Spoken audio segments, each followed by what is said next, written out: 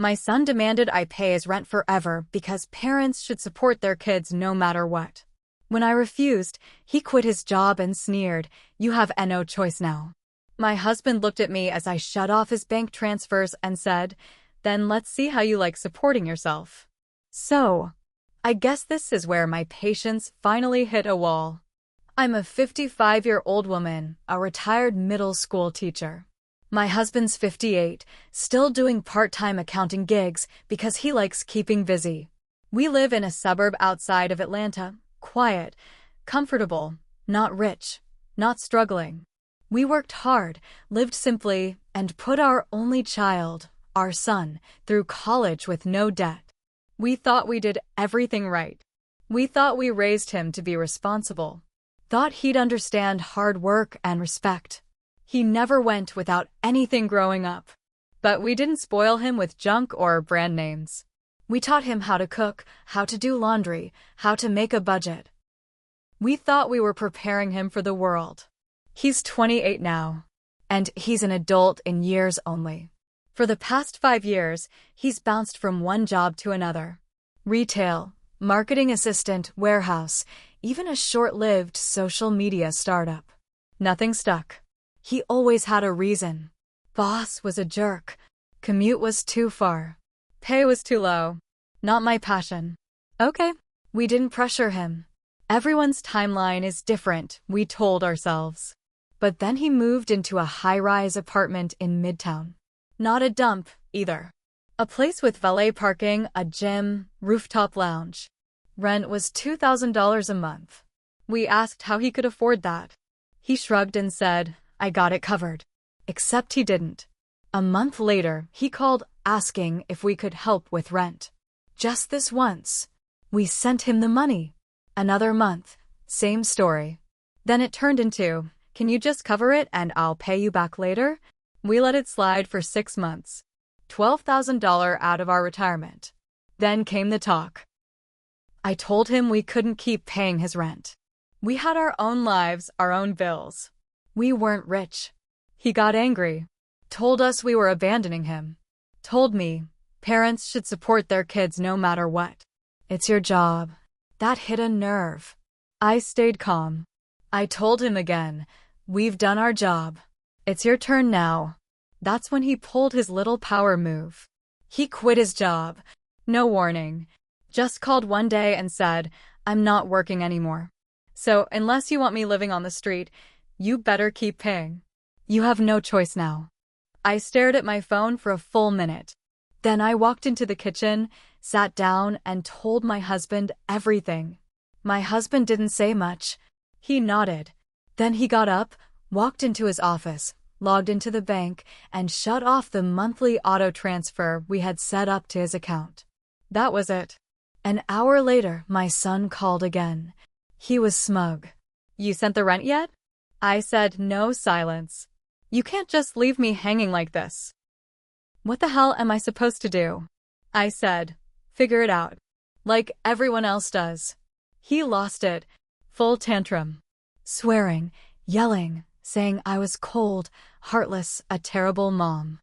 I put him on speaker so my husband could hear it all. When he was done, my husband said, "Then let's see how you like supporting yourself." Click. I didn't hear from him for a week. Then he started texting. First it was guilt-tripping. "You guys are cruel. You're ruining my life." Then it turned to threats. "Fine. I'll move in with you." Nope. Then begging. "Just one more month. Just help me through this." Still no. A few days later, a mutual friend messaged me. Apparently my son had posted on Facebook about how his boomer parents were financially abusing him. Said he was disabled by capitalism and shouldn't be expected to work a 9 to 5. My friends were horrified. Some even reached out to us. We told them the truth. It's not like we kicked him out of our house. He hasn't lived with us in almost 10 years. He made choices. We're just not bailing him out anymore. The fallout was hard. He sold some stuff, tried couch surfing. He even applied for unemployment, but he didn't qualify. He begged his old job to take him back. They didn't. I'll be honest. I cried more than once. I doubted myself. I asked if I was a bad mom, but every time I looked at our bank statement and thought about the life we were planning for retirement, I reminded myself, this is what tough love looks like. I raised a child. I didn't raise a dependent. You want to quit your job and play chicken with your own parents? Fine, but don't act shocked when the car crashes. No ending yet. He's still figuring out whether to sink or swim, but he won't be dragging us down with him. A month passed with nothing but silence. Not a single call. No texts. Just blank space where my son used to be. It hurt more than I thought it would. I kept telling myself we were doing the right thing. But the quiet, it made everything louder inside my head. Then one afternoon, out of nowhere, we got a call from a woman. She said her name was Tasha. Said she was dating our son. Said he gave her our number. I don't mean to intrude, she said, real polite, but I think he needs help. I didn't know how to respond. My husband took the phone. She told us our son had moved in with her 2 weeks ago. She worked 2 jobs, waitress during the day, cleaning offices at night. She said he told her his parents were evil and kicked him out. She believed him, at first. But now she was seeing the truth. He sleeps all day. Doesn't help around the house. Spends hours online arguing with strangers and calling it activism. He eats my groceries and then complains they're not organic. My husband just said we know. Tasha didn't ask for money. She just wanted to tell us she was done. She said he told her he was above work and that the world owed him something. When she told him to get a job or get out, he called her brainwashed. Then, 2 days later, we heard he'd moved again, this time in with his old college buddy, Trey, up in Marietta. Trey called us that same week. Hey, look. I don't want to get in your family stuff, but your son just sold my PlayStation to pay for weed. That was the moment it turned from disappointment to shame. I didn't recognize my son anymore. This wasn't just laziness. This was manipulation. This was leech behavior. My stomach turned every time I thought about it. All those nights I stayed up helping him with homework. All the field trips, the soccer games, the birthday cakes I baked from scratch. Gone. Just gone. Then came the biggest twist yet. One morning, I was reading emails and saw a charge from a bank I didn't recognize. $587. It was linked to an old credit card account we had closed 2 years ago. Somehow, it had been reopened. I called the bank. They told me it had been reopened online, with my son listed as an authorized user. He used my name, my social. I don't know how he did it. Maybe he saved a picture of my old ID. Maybe he guessed the security questions. I felt sick. We filed a fraud report that same day. My husband froze every account, canceled everything, set up new passwords. We reported it to the police too. I didn't want to press charges at first. I still saw that little boy in his pajamas asking me to read him stories. But my husband said something I'll never forget.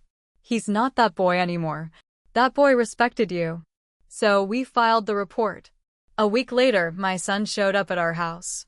He looked thin, pale, angry, like a shadow of himself. I didn't even open the door. I talked through the screen. You need to leave. He exploded. Right there on our front lawn. You ruined me. You're selfish. You call yourself parents? You're monsters. I didn't say a word. I just stood there while he screamed. Neighbors peeked through windows. Some came out and watched. Eventually, my husband came outside, stood beside me. You lied, you stole, and now you're blaming everyone but yourself. Grow up. My son spat on the ground and walked away. We haven't seen him since. But last week we got a letter. Not from him, from a lawyer. He's suing us. You read that right. He says we emotionally abandoned him and caused irreparable trauma by cutting off financial support. Says we owe him damages. The letter came with a bunch of dramatic language and a court date. At first, I thought it was a joke. My hands actually shook.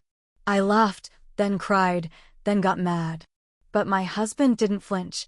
"We'll go," he said. "Let's see him try to explain this to a judge." So now we're preparing for court. We got a lawyer of our own. Part of me still wants to believe this will snap him out of it, that this was all some twisted way of asking for help. But the rest of me? The rest of me is tired. Tired of being used. Tired of crying. Tired of waiting for a version of my son that may never come back. This isn't over yet. But the kid who once called me his hero? He's the one dragging us through the mud now. We met with our lawyer the next morning after getting that letter. He was calm, but I could tell even he thought it was ridiculous. Still, he didn't laugh it off. He warned us to take it seriously. Said people have done crazier things to squeeze money out of family. We gave him everything: texts, emails, bank statements, even the voicemail recordings. He said we had a strong case. But the part that really twisted the knife? Turns out our son didn't hire that lawyer. The guy was pro bono from a parental accountability activist group. Apparently, my son joined an online forum full of other adult children suing their parents. They had some twisted manifesto about how parents owed lifelong financial support because they never consented to being born. I wish I was joking. We found the site. We read his posts. He wrote about us. Twisted everything. Said we emotionally blackmailed him by giving him too much love growing up, making him think he was special, only to abandon him when he needed us most. People in the comments praised him. Called us parasites. One even said we should be ashamed to breathe. My hands shook reading it. My husband walked out of the room. That night, I couldn't sleep. Around 3 a.m., I opened the laptop again. I dug deeper into that forum. Then I found something that made my blood run cold. He had posted pictures of our house. The front yard. The license plate of my husband's car. He doxed us. That crossed a line. We contacted our lawyer again. He helped us file a restraining order and push the case to include defamation and harassment. It turned from a petty suit into a real legal storm. But it got worse. A few days later, someone slashed my husband's tires. Left a note under the windshield. It said, "Bad parents deserve bad things."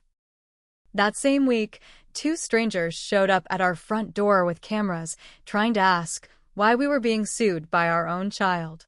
They said they were freelance reporters, but I think they were part of that same group. We filed a police report. Again. My husband installed cameras around the house. We got a P.O. box. Stopped using our real address for anything. We lived in a quiet neighborhood our whole lives. Now I flinched every time the doorbell rang. A few nights later, I woke up to my phone buzzing.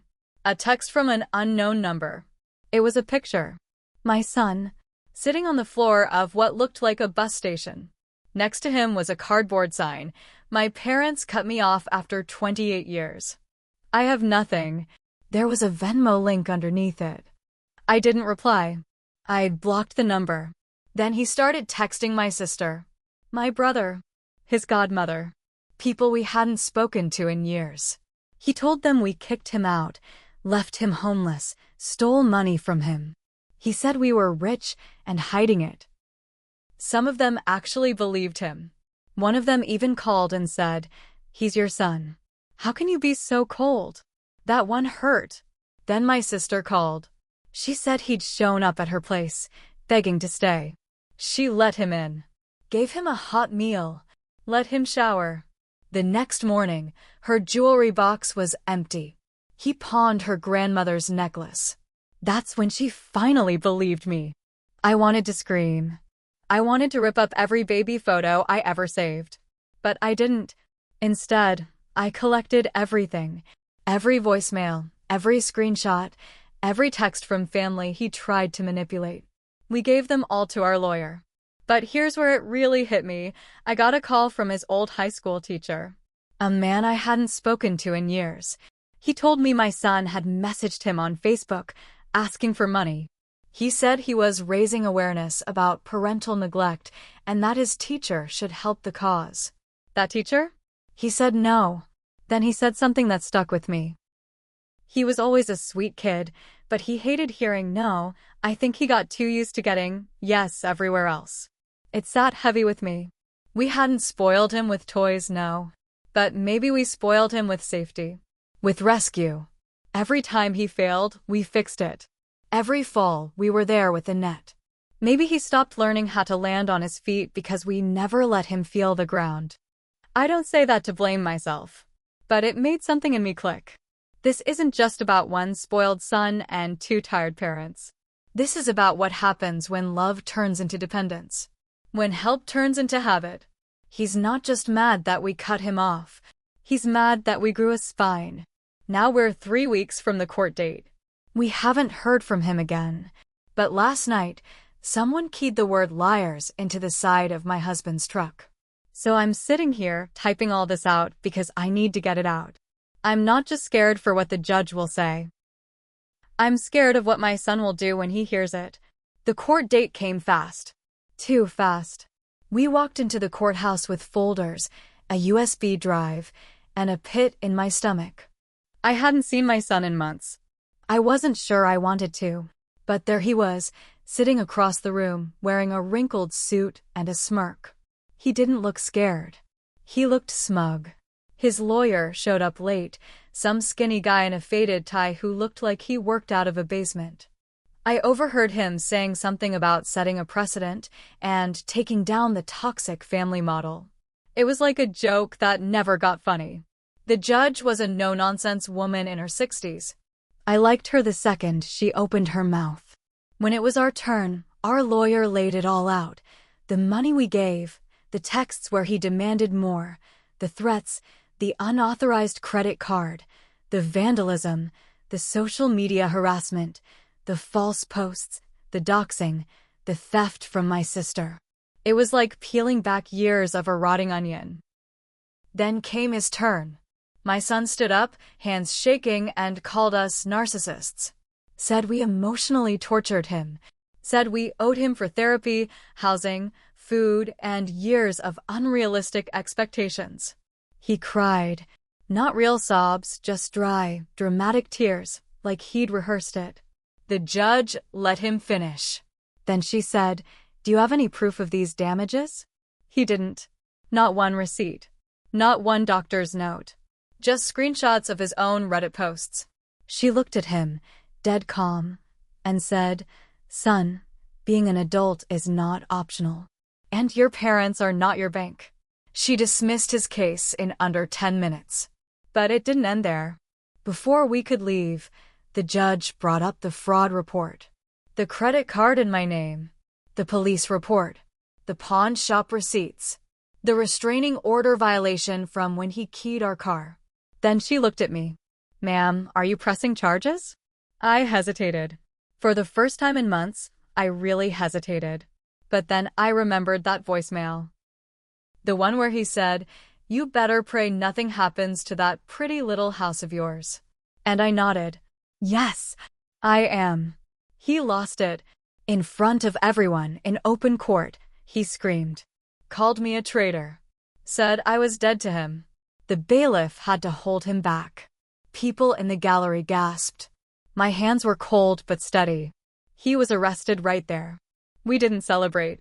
We didn't talk much on the way home. My husband just drove, staring straight ahead. At one point, he reached over and held my hand. That was enough. In the weeks that followed, it was quiet again. Too quiet, but this time, peaceful. No mystery charges. No threats. No strangers knocking. The court gave us a no-contact order. He was sentenced to 6 months probation and mandatory counseling. I don't know if he'll do it. Maybe jail time will come next. That's on him now. I packed up his childhood room. Took down the pictures. Boxed up the trophies. I didn't burn anything. I'm not angry like that. But I couldn't look at them anymore either. One day, maybe, I'll open those boxes again. Maybe. But here's the truth no one tells you. Sometimes, letting go of someone isn't a cruel act. Sometimes it's survival. I spent years thinking a good mom never gives up. But sometimes a good mom looks at the fire, looks at the gas can in her kid's hand, and says no more. I loved him.